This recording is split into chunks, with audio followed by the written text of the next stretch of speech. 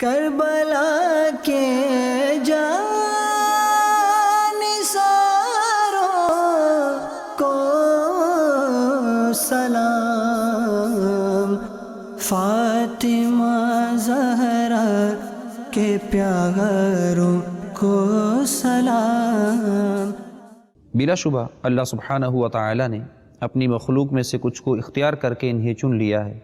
فرشتوں میں سے بھی پیغمبر چنے اور انسانوں میں سے بھی رسول بنائے، اور کلام سے اپنا ذکر چنا، اور زمین سے مساجد کو اختیار کیا، اور مہینوں میں سے رمضان المبارک اور حرمت والے مہینے چنے، اور ایام میں سے جمعہ کا دن اختیار کیا، اور راتوں میں سے لیلۃ القدر کو چنا۔ لہٰذا جسے اللہ تعالی نے تعظیم دی ہے تم بھی اس کی تعظیم کرو، کیونکہ اہل علم و فہم اور حل و عقد کے ہاں امور کی تعظیم بھی اسی چیز کے ساتھ کی جاتی ہے جسے اللہ تعالی نے تعظیم دی ہے۔ یقیناً محرم الحرام کا مہینہ عظمت والا اور بابرکت مہینہ ہے۔ اسی ماہ مبارک سے ہجری سال کی ابتدا ہوتی ہے، اور یہ ان حرمت والے مہینوں میں سے ایک ہے جن کے بارے میں اللہ تعالی عز و جل کا فرمان ہے، ان عدت الشہور عند اللہ 12 شہرا فی کتاب اللہ یوم خلق السماوات والارض منها 4 حرم ذلك الدين القيم فلا تظلموا فيهن أنفسكم وقاتلوا المشركين كافة كما يقاتلونكم كافة وَاعْلَمُوا أَنَّ اللَّهَ مَعَ الْمُتَّقِينَ۔ ترجمہ کنز ایمان۔ بے شک مہینوں کی گنتی اللہ کے نزدیک 12 مہینے ہیں۔ اللہ کی کتاب میں جب سے اس نے آسمان و زمین بنائے ان میں سے 4 حرمت والے ہیں۔ یہ سیدھا دین ہے، تو ان مہینوں میں اپنی جان پر ظلم نہ کرو اور مشرکوں سے ہر وقت لڑو جیسا وہ تم سے ہر وقت لڑتے ہیں، اور جان لو کہ اللہ پرہیزگاروں کے ساتھ ہے۔ یعنی ان حرمت والے مہینوں میں ظلم نہ کرو، کیونکہ ان میں گناہ کرنا دوسرے مہینوں کی بنسبت زیادہ شدید ہے۔ انہیں فضیلت و فوقیت حاصل ہے، لہٰذا ان کا احترام بھی لازم ہے۔ یعنی ابتدا ہی سے اللہ تعالیٰ نے 12 مہینے بنا رکھے ہیں، جن میں 4 کو خصوصی ادب و احترام اور عزت و تکریم سے نوازا گیا۔ حضرت ابو ہریرہ رضی اللہ تعالیٰ عنہ سے مروی ہے کہ نبی صلی اللہ تعالیٰ علیہ وآلہ وسلم نے فرمایا، زمانہ اپنی اسی حالت پر واپس لوٹ آیا ہے کہ جس پر وہ اس وقت تھا جب اللہ تعالیٰ نے آسمانوں اور زمین کی تخلیق فرمائی تھی۔ سال کے 12 مہینے ہیں، جن میں 4 حرمت والے ہیں، 3 تو لگاتار ہیں، یعنی ذوالقعدہ، ذوالحجہ اور محرم، اور چوتھا ماہ رجب جو جمادی الاخر اور شعبان کے درمیان ہے۔ نبی اکرم نور مجسم صلی اللہ علیہ وسلم نے فرمایا، افضل الصيام بعد رمضان شهر الله المحرم وافضل الصلاة بعد الفریضہ صلاة اللیل۔ رمضان المبارک کے بعد اللہ کے مہینے محرم کے روزے سب روزوں سے افضل ہیں، اور فرض نماز کے بعد سب سے افضل نماز آدھی رات یعنی تہجد کے وقت پڑھی جانے والی نماز ہے۔ اسی ماہ مقدس میں ایسے دلدوز واقعات رونما ہوئے کہ صدیاں بیت گئی، لیکن ایسا لگتا ہے کہ وہ مقتل، وہ زخم، وہ قتل و غارت گری، عزت و تکریم کے پیکروں کے سر قلم کرنے کے مناظر، سبھی کچھ ایسا لگتا ہے کہ جیسے یہ سب کچھ ابھی ہوا ہو۔ یہ واقعہ سن کر یا پڑھ کر دل کی دھڑکنیں بے ربط ہو جاتی ہیں، فرط غم سے آنکھیں نم ہو جاتی ہیں۔ عزت و احتشام کے ان بلند میناروں کے ساتھ انسانیت سوز رویے پر دل کانپ اٹھتا ہے۔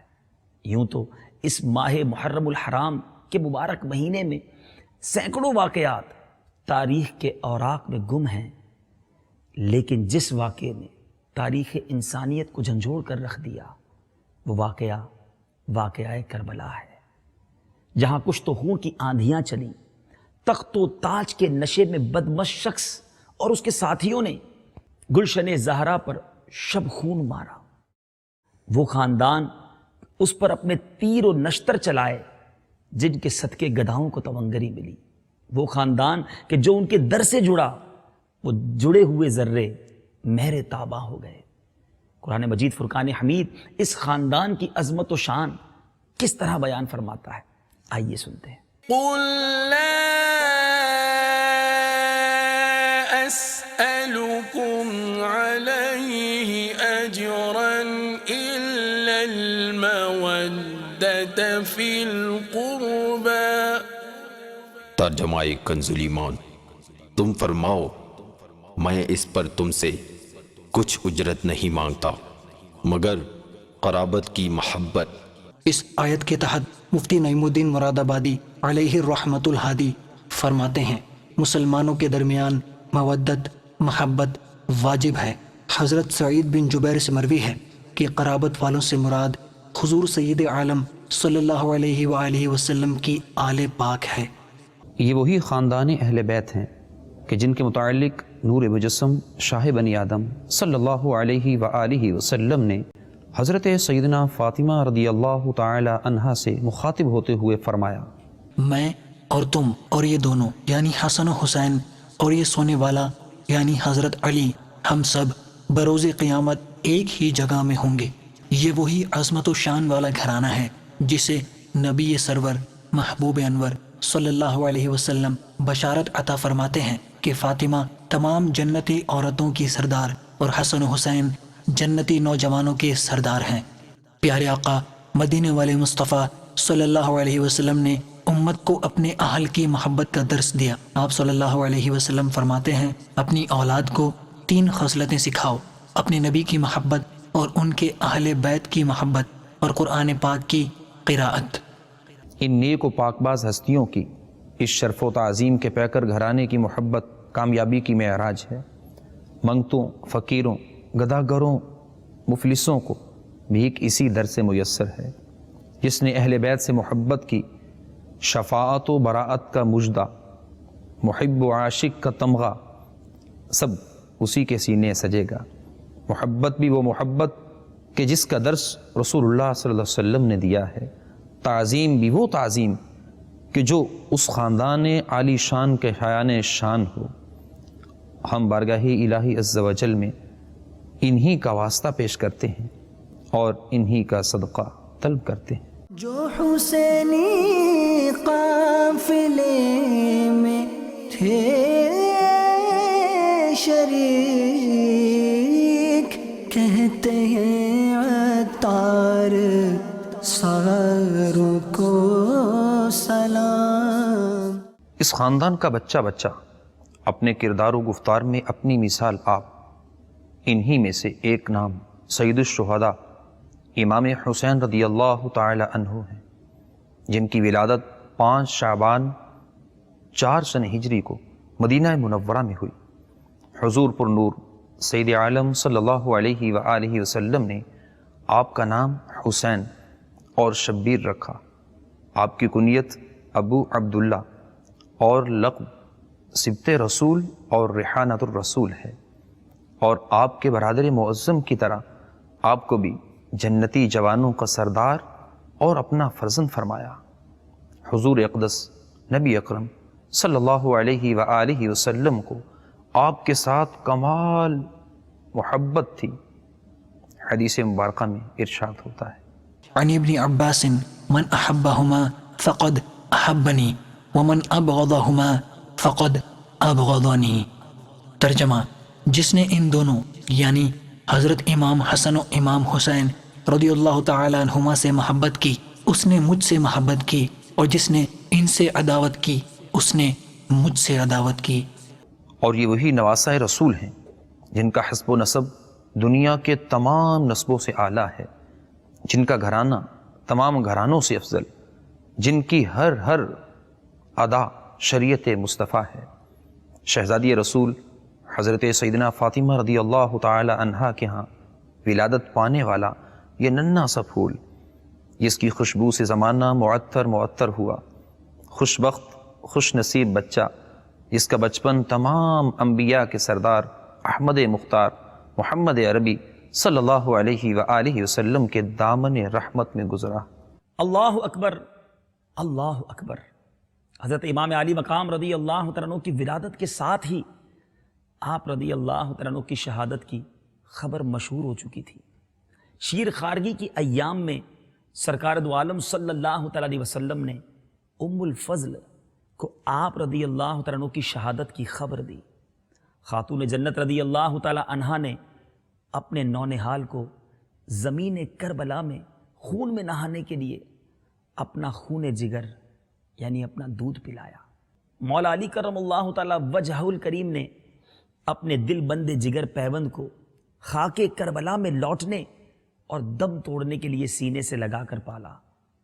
مصطفیٰ جان رحمت صلی اللہ تعالیٰ علیہ وسلم نے بیابان میں سوکھا حلق کٹوانے اور راہ خدا میں مردانہ وار جان نظر کرنے کے لیے امام حسین رضی اللہ تعالیٰ عنہ کی اپنی آغوش رحمت میں تربیت فرمائی۔ یہ آغوش کرامت و رحمت فردوسی چمنستانوں اور جنتی ایوانوں سے کہیں زیادہ بالا مرتبت ہے۔ اس کے رتبے کی کیا نہایت کہ جو اس گود میں پرورش پائے اس کی عزت کا کیا اندازہ۔ اس وقت کا تصور دل کو لرزا دیتا ہے کہ جب اس فرزند ارجمند کی ولادت کی خبر کے ساتھ ساتھ شہادت کی خبر پہنچی ہوگی۔ مصطفیٰ جان رحمت صلی اللہ علیہ وسلم کی چشمان رحمت نے اشکوں کے موتی برسا دیے ہوں گے۔ اس خبر نے صحابہ کبار جان نثارہ نے اہل بیت کے دل ہلا دیے۔ اس درد کی لذت تو علی المرتضیٰ شیر خدا کرم اللہ تعالی وجہ الکریم کے دل سے پوچھئے کہ صدق و صفا کے امتحان میں سنت خلیل ادا کر رہے ہیں۔ حضرت خاتون جنت رضی اللہ تعالی عنہا کی خاک زیر قدم پاک پر قربان، جن کے دل کا ٹکڑا سینہ سے لگا ہوا ہے، محبت کی نگاہوں سے اس کے نور کے پتلے کو دیکھتی ہے، وہ اپنے سرور آفریں تبسم سے دل ربائی کرتا ہے، ہمک ہمک کر محبت کے سمندر میں تلاطم پیدا کرتا ہے، ماں کی گود میں کھیل کر شفقت مادری کے جوش کو اور زیادہ موجزن کرتا ہے، میٹھی میٹھی نگاہوں اور پیاری پیاری باتوں سے دل لبھاتا ہے۔ عین ایسی حالت میں کربلا کا نقشہ ان کی آنکھوں کے سامنے ہوتا ہے، جہاں یہ چہیتا نازوں کا پالا بھوکا پیاسا بیابان میں بے رحمی کے ساتھ شہید ہو رہا ہے۔ نہ علی المرتضیٰ رضی اللہ تعالی عنہ ساتھ ہیں، نہ حسن مجتبیٰ، عزیز و اقارب برادر و فرزند قربان ہو چکے ہیں۔ تنہا یہ ناز اٹھانے والے تیروں کی بارش سے نوری جسم لہو لہاں ہو رہا ہے، اور خیمہ والوں کی بے کسی اپنی آنکھوں سے دیکھتا ہے اور راہ خدا عز و جل میں مردانہ وار جان نثار کرتا ہے۔ کربلا کی زمین مصطفیٰ صلی اللہ علیہ وسلم کے پھول سے رنگین ہوتی ہے، وہ شمیم پاک جو حبیب خدا عز و جل و صلی اللہ علیہ وسلم کو پیاری تھی، کوفہ کے جنگل کو عطر بیز کرتی ہے۔ خاتون جنت رضی اللہ تعالی عنہا کی نظر کے سامنے یہ نقشہ پھر رہا ہے اور فرزند سینہ سے لپٹ رہا ہے۔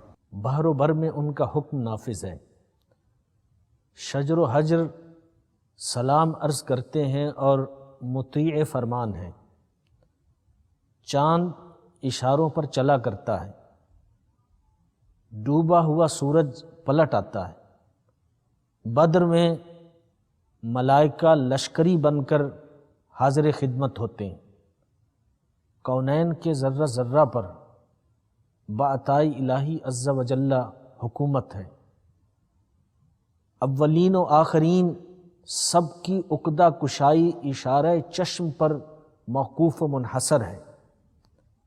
ان کے غلاموں کے صدقہ میں خلق کے کام بنتے ہیں، مددیں ہوتی ہیں، روزی ملتی ہے۔ اس فرزند ارجمند کی خبر شہادت پا کر چشم مبارک سے اشک تو جاری ہو جاتے ہیں، مگر مصطفیٰ صلی اللہ علیہ وآلہ وسلم دعا کے لیے ہاتھ نہیں اٹھاتے۔ بارگاہ الہی عز و جل میں امام حسین رضی اللہ تعالی عنہ کے امن و سلامت اور اس حادثہ عظیمہ سے محفوظ رہنے اور دشمنوں کے برباد ہونے کی دعا نہیں فرماتے۔ نہ علی المرتضیٰ شیر خدا رضی اللہ تعالی عنہ عرض کرتے ہیں کہ یا رسول اللہ صلی اللہ علیہ وآلہ وسلم، اس خبر نے تو دل اور جگر پارا پارا کر دیے۔ آپ صلی اللہ علیہ وآلہ وسلم کے قربان، بارگاہ حق میں اپنے اس فرزند کے لیے دعا فرمائیے۔ نا خاتون جنت رضی اللہ تعالی عنہا التجا کرتی ہیں کہ اے سلطان دارین، آپ صلی اللہ علیہ وآلہ وسلم کے فیض سے عالم فیض یاب ہو رہا ہے، اور آپ صلی اللہ علیہ وآلہ وسلم کی دعا مستجاب ہے، میرے اس لاڈلے کے لیے دعا فرما دیجیے۔ نہ اہل بیت، نہ ازواج مطہرات، نہ صحابہ اکرام علیہم الرضوان، سب خبر شہادت سنتے ہیں، شہرا عام ہو جاتا ہے، مگر بارگاہ رسالت صلی اللہ علیہ وآلہ وسلم میں کسی طرف سے دعا کی درخواست پیش نہیں ہوتی۔ بات یہ ہے کہ مقام امتحان میں ثابت قدمی درکار ہے۔ یہ محل عذر و تعامل نہیں۔ ایسے موقع پر جان سے دریغ جان باز مردوں کا شیوا نہیں۔ اخلاص سے جان نثاری عین تمنا ہے۔ دعائیں کی گئیں، مگر یہ کہ یہ فرزند مقام صفا و وفا میں صادق و ثابت رہے، توفیق الہی عز و جل مساعد رہے، مصائب کا ہجوم اور آلام اس کے قدم کو پیچھے نہ ہٹا سکیں۔ حضور انور صلی اللہ تعالی علیہ وآلہ وسلم نے فرمایا، مجھے جبریل نے خبر دی کہ میرے بعد میرا فرزند حسین رضی اللہ تعالی عنہ زمین طف میں قتل کیا جائے گا، اور جبریل علیہ السلام میرے پاس یہ مٹی لائے۔ انہوں نے عرض کیا کہ یہ یعنی حسین رضی اللہ تعالی عنہ کی خوابگاہ یعنی مقتل کی خاک ہے۔ طف قریب کوفہ اس مقام کا نام ہے جس کو کربلا کہتے ہیں۔ والد گرامی امام حسین شیر خدا حضرت علی رضی اللہ تعالی عنہ کا ایک مرتبہ میدان کرب و بلا سے گزر ہوا تو آئندہ ہونے والے غمناک واقعے کی نشاندہی فرماتے ہوئے اپنے شہزادے کی شہادت گاہ کے متعلق فرمایا، یہاں ان شہداء کے اونٹ بندھیں گے، یہاں ان کے کجاوے رکھے جائیں گے، یہاں ان کے خون بہیں گے۔ جوانان آل محمد صلی اللہ علیہ وآلہ وسلم اس میدان میں شہید ہوں گے، آسمان و زمین ان پر روئیں گے۔ اللہ کے پاک باز بندوں کا یہ طریق ہے کہ وہ صابر و شاکر رہتے ہیں۔ یہاں پہاڑ بھی ہوتا تو وحشت سے گھبرا اٹھتا، اور زندگی کا ایک ایک لمحہ کاٹنا مشکل ہو جاتا، مگر طالب رضائے مولا عز و جل کی مرضی پر فدا ہوتا ہے۔ اسی میں اس کے دل کا چین اور اس کی حقیقی تسلی ہے۔ کبھی وحشت پریشانی اس کے پاس نہیں بھٹکتی، کبھی اس مصیبت عظمیٰ سے خلاص اور رہائی کے لیے وہ دعا نہیں کرتا۔ انتظار کی ساعتیں شوق کے ساتھ گزارتا ہے، اور وقت موعود کا بے چینی کے ساتھ منتظر رہتا ہے۔ پھر چشم فلق نے خونی منظر دیکھا۔ بالآخر امام حسین رضی اللہ تعالی عنہ نے حسین و جمیل کردار پیش کیا۔ وہ کیا حالات تھے، وہ سفر کیسا سفر تھا، کس کس نے چمنے مصطفیٰ کو نقصان پہنچایا یا پہنچانے کی کوشش کی، نہتے بھوکے پیاسوں نے کیا کردار پیش کیا، کہاں یہ واقعہ ظہور پذیر ہوا۔ اپنے قلوب کو فیضان اہل بیت سے مستفیض کرنے کے لیے یہ سب جاننے کی کوشش کرتے ہیں۔ کربلا کے جانثاروں